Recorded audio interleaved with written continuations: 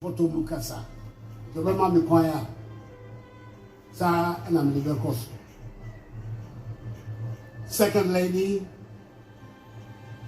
the Prime Minister of the Government of Trinidad and Tobago, and Mrs. Rowley,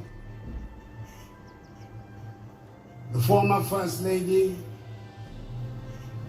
Shanti Regional Minister, the Chairperson and members of the Council of State, the First Deputy Speaker of Parliament, members of Parliament, ministers, deputy ministers of state, the Metropolitan Chief Executive for Kumasi Metropolitan Assembly, and other metropolitan, municipal, and district executives, members of the diplomatic corps, fellow Ghanaians, ladies and gentlemen.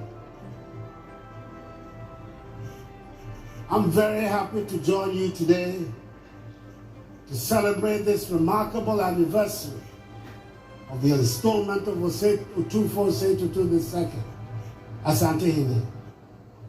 This auspicious occasion provides us with an opportunity to reflect on the extraordinary leadership and enduring legacy of Otumfour, and to do so on the great customary day, the Adakese of the Asante people. Siam, or for many, the greatest royal lineage in our country, the Osei Poku dynasty, the member of its governing Oyoko clan, Berima Kwakudia, as he was originally known, has been a very good friend of mine for some 4.5 decades. In fact, in times gone by in our other lives, I was his lawyer. 25 years ago, on 29th April 1999, he became the 16th occupant of the Golden Stool, taking up the name of the 17th century founder of Asante Mine and first Asante Hene, Otumfour Osei Tutu, the legend to be called Otumfour Osei Tutu II, following in the line of the great Asante chiefs and respecting the time-honored traditions of governance and statecraft bestowed on them. It has been an amazing journey for him so far, with his imprints stamped firmly on many aspects of the life of Asante Mine and indeed of our nation, results of which are evident for all of us to lead.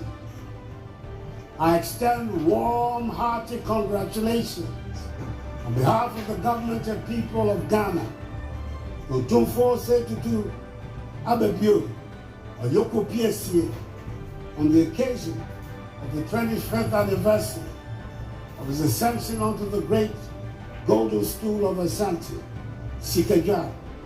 And I'm delighted that I'm in a position to be here to commemorate this momentous occasion, which we are marking with his beautiful wife, Lady Julia, the elegant woman from Adadientem in Ochimai, from where all good things come.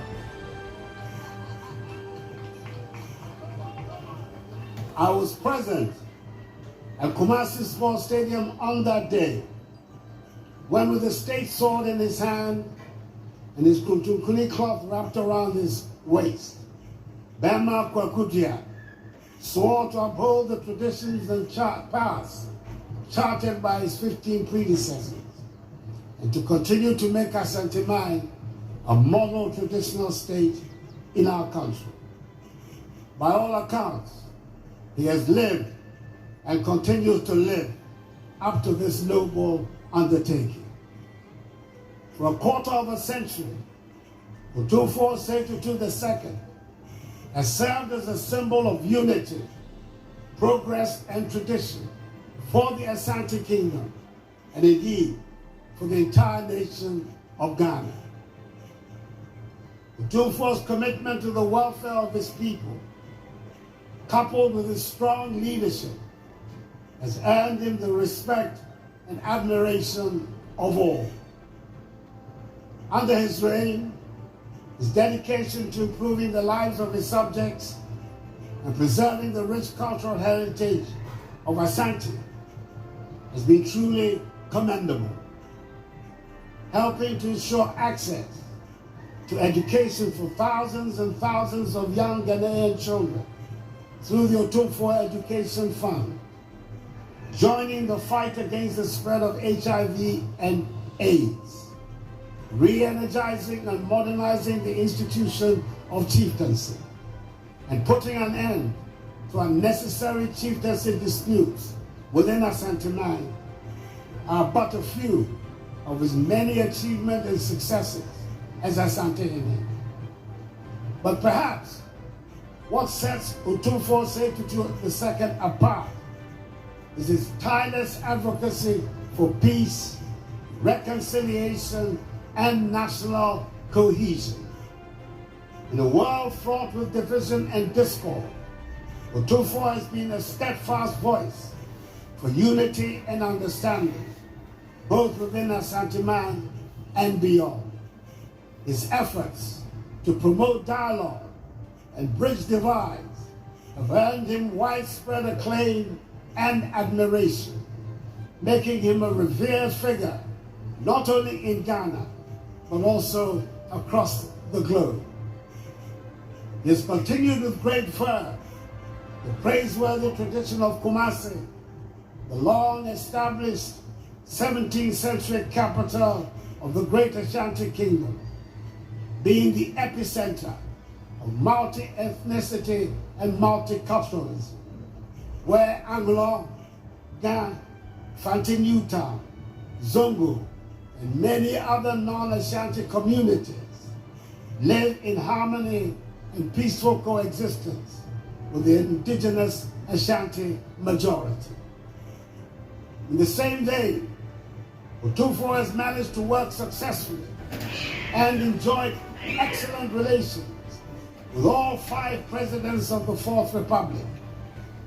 That is the first president, the ever, Jerry John Rawlins, his kinsman and fellow Ashanti, the second president, John Akuffo Addo, the third president, the Fanti, John Evans Atta Mills, the fourth president, the Bonja, John Dramani Mahama, and myself, the fifth president, the Achem and fellow Oyoko clansmen. These relations have always had as their goal the advancement of national unity and progress. By the way, it appears that presidents come and go, but Otumfour carries on. It is these attributes that have attracted eminent national leaders from diverse parts of the global African family, such as the Prime Minister of the Government of the Republic of Trinidad and Tobago in the Caribbean, His Excellency Right Honorable Keith Rowley, Member of Parliament, and his wife, Mrs. Sharon Clark Riley, to join us at this ceremony.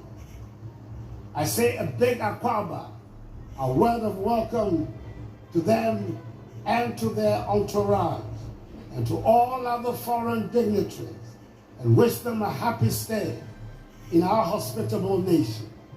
I know they are enjoying this memorable celebration.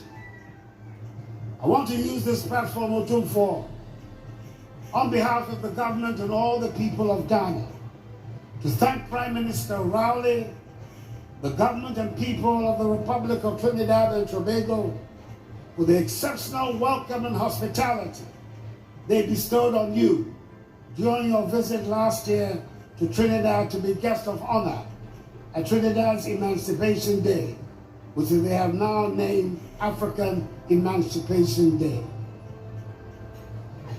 I've had the privilege of being presented by the Prime Minister with a record, a pictorial record of that visit, which is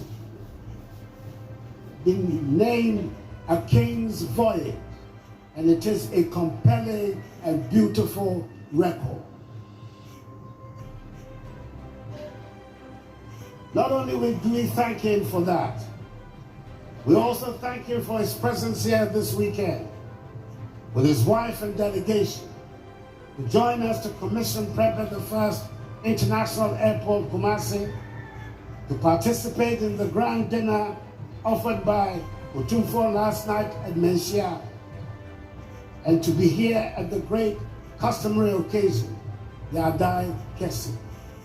But above all, we want to express our appreciation for the outstanding leadership Prime Minister Rowley is providing in our common endeavor of building a strong bridge across the Atlantic to bring the African peoples on both sides of the ocean together to strengthen our prospects of constructing a more prosperous and more united future for our mutual benefit.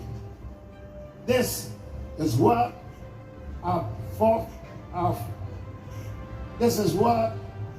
forefathers began, and the African people should be reassured that in Prime Minister Rowley they have found someone who is prepared to champion and advance that work.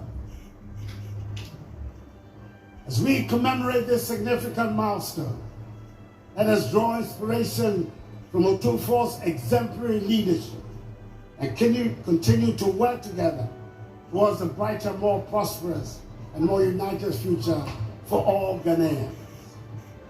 That prominent Ghanaian nationalist, politician, and statesman, my maternal uncle, William Oforiatta, the celebrated Pawuli, once said, and I quote, "As we honor the institution of chieftaincy, let us remember that its true power lies not in authority or title, but in service, humility, and devotion to the well-being of our communities," unquote.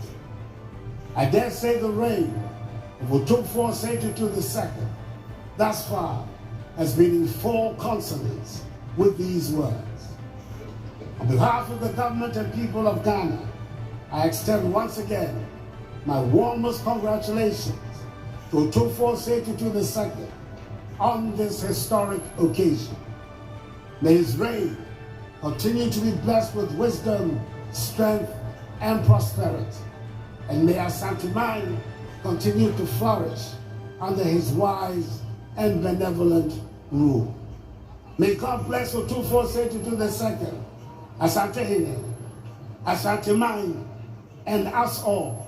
And may God bless our homeland Ghana and make it great and strong. I thank you all for your attention.